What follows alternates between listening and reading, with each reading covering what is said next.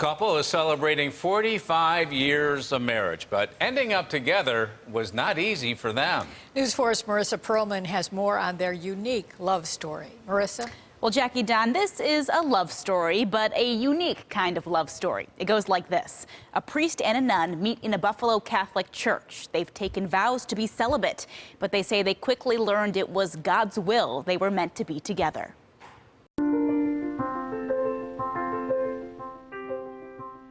You've heard it before. Boy meets girl. She was vibrant. She was very social. A lot of the gifts that I did not have. Girl falls for boy. I think, oh boy, this shouldn't be happening, but you know, he's pretty handsome. But it's not often they've both taken a vow of celibacy. It was the only thing I ever wanted to be, but that was priesthood. I knew I had wanted to be a nun for years. Father Frank Endress and Sister Marianne Rosar met at a Catholic church in Buffalo's Black Rock neighborhood more than 40 years ago. The nuns came back from summer vacation, but there was a new member among them. Growing up in strict Catholic families, they were taught to suppress all romantic feelings, but working together, they grew close. I could tell that I wasn't as good a celibate as I could have been. And seeing each other day in and day out proved to be too hard. I felt we were getting too close. Then I thought, this is distracting to the point where I became a nun to become a nun, and now I have this other element of a possible interest in somebody else. So in my mind, I thought, this probably shouldn't be continuing. Endress and Rosar transferred to separate churches. They decided to make no contact for 2 years. It was difficult. It was a challenge, but I figured my vocation at that time was to be a nun, and I really wanted to give it all I had. But on the other hand, it was lonely. For the first time, that loneliness of celibacy became real for both of them. The loneliness did not leave me.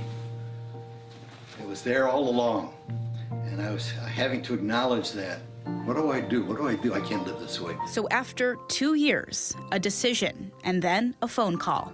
Out of the clear blue, Frank had called and said he had something to tell me. I didn't know, she didn't know, and I says, I'm leaving the active ministry. I was so pleased, I thought, well, I'm leaving too. So it was another God's will thing. Endress and Rosar on their own had each decided the church was not their path, but their path had led them back to each other. A short time later, at Mass in 1970, a proposal. I couldn't ask for a better person to marry. But leaving this life wasn't easy.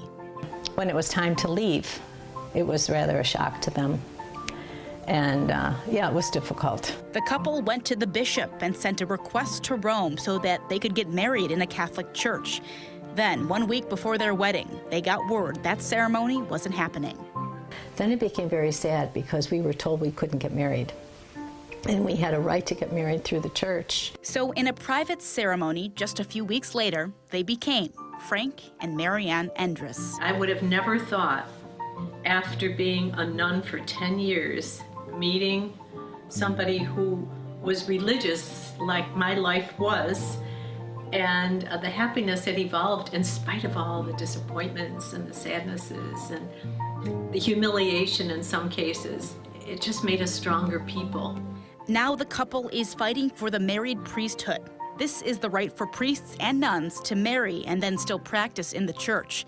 They say they're fighting for the right to do what they love while being in love.